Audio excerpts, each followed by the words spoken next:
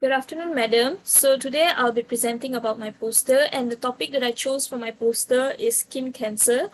And the cancer that I chose was basal cell carcinoma. So first of all, I will be starting off with the anatomical structures and physiological functions of the skin. So the first layer of our skin will be the epidermis, which is the most top layer of our skin. It acts as a protective barrier, makes new skin, which is skin cells, and protects our body and also provides skin color.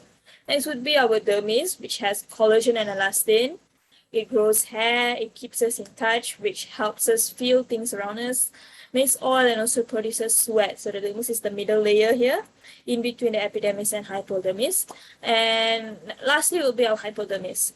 So it cushions our muscles and bones, it has connective tissue, helps the nerves and blood vessels, and also regulates body temperature. So let's say if you're feeling cold, we will get goosebumps, our hair will point out. So that's actually a way that our body is actually getting our temperature back up. And next, I will move on to basal cell carcinoma itself. So basal cell carcinoma is actually most commonly seen on sun-exposed areas of skin, including our hands, face, arms, legs, mouth, and even bald spots on our head. Basically, areas of our skin that we don't usually cover with clothing. And the bottom layer of the epidermis is actually the basal cell layer. So technically, when we have basal cell cancer itself, is the cells in that layer that is actually undergoing mutation in its DNA and becoming cancer cells. So yeah. Next will be the symptoms and diagnosis of basal cell carcinoma. So basal cell carcinoma can appear different in different people. At first, we can notice a skin growth in a dome shape that has blood vessels in it. So it can be brown, pink, or black. And then it could also look like a flesh-colored mole or a pimple that never goes away. And it can also appear as waxy and hard skin growth. And basal cell carcinomas are also very fragile and they can also bleed very easily. Next will be treatment and prevention of basal cell carcinoma. So number one will be prevention. So how to prevent basal cell carcinoma is by simply avoiding the sun during the middle of the day, which is between 10 a.m. to 4 p.m. because the UV rays at this point of time that is very, very harmful for us. So you should also wear sunscreen all the time if you're having outdoor activities with an SPF of at least 30. We should also wear protective clothing, for example, like dark, tightly woven clothing that would cover our arms and legs, and also a broad brimmed hat. We should also avoid tanning beds because they can actually cause a mutilation in our DNA, which can also build up cancer cells in our skin cells. So we should also check our skin regularly and report changes to our doctor.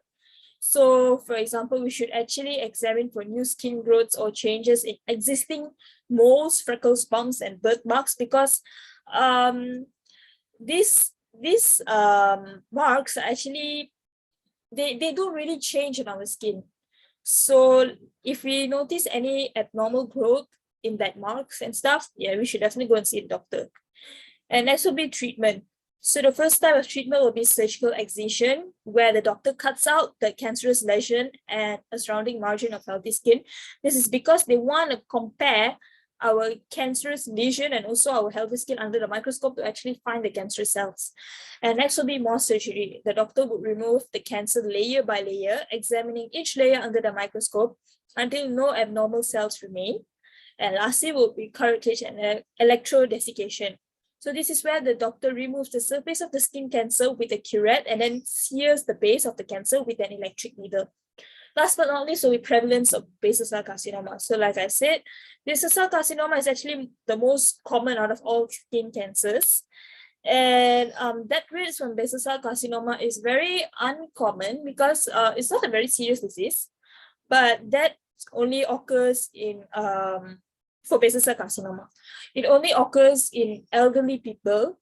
For example, if they don't know that they have basal cell carcinoma and they would refuse to go and see the doctor, or maybe they don't have the facilities to go and see the doctor when they have unusual changes in their skin, they may think that, oh, it's just pimple and stuff, but no.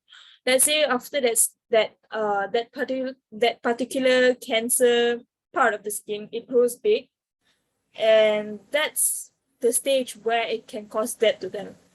And basal carcinoma can also cause death in people who have suppressed immune system. For example, people who have just undergone surgery and they have very low immune system. So that's all for me. Thank you, madam.